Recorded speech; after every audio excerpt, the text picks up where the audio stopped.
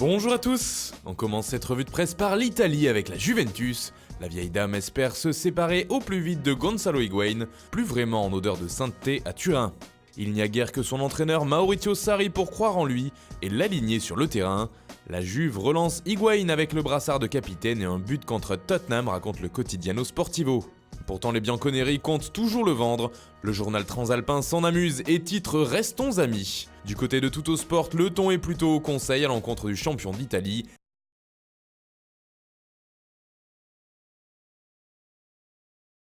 Garde-le, Juve s'emporte le quotidien.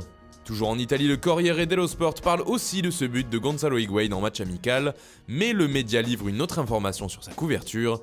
Des premiers contacts ont été établis entre le Napoli et Mauro Icardi. Et forcément, c'est la femme et agent du joueur qui entame les négociations, la célèbre Wanda Nara.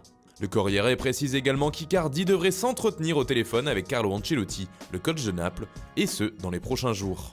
En Espagne, on parle encore de Nabil Fekir du côté de Séville, ça s'accélère pour l'Estadio Deportivo. Le journal andalou explique que le milieu de terrain a obtenu la permission de Lyon de se rendre à Séville, et d'après RMC cité ici par le média ibérique, tout pourrait être bouclé à l'issue des 48 prochaines heures. L'actuel capitaine de l'Olympique lyonnais découvrirait alors un nouveau pays et un nouveau championnat avec la Liga. On reste en Espagne où Gareth Bale fait beaucoup parler de lui ce lundi.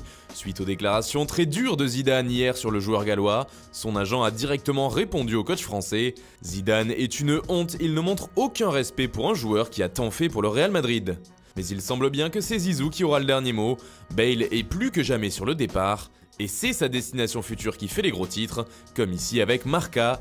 Cours en Chine, lui conseille le quotidien espagnol. Car oui, Gareth Bale pourrait bien rebondir au sein de l'Empire du Milieu. Deux équipes chinoises lui auraient fait des offres qu'il pourrait bien accepter.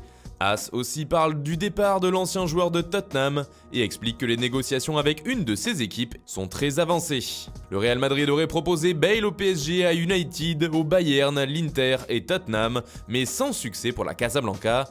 Et en Angleterre aussi, cette offre venue de Chine fait les gros titres. Les tabloïds auraient réussi à connaître les chiffres du contrat. Les montants sont astronomiques. Le Daily Mirror parle d'1 million de livres sterling par semaine, soit 48 millions de livres par an, environ 54 millions d'euros par saison. Un salaire mirobolant qui ferait tout simplement de lui le footballeur le mieux payé de la planète. Bale fait également la une du Daily Star ce lundi et les chiffres sont les mêmes. A noter que cette proposition émanerait d'un club de Pékin. Enfin, vous l'attendiez, il est là, le point Neymar de cette revue de presse. Mais aujourd'hui, le Brésilien doit partager l'affiche avec Bale, qui est décidément l'homme de la journée.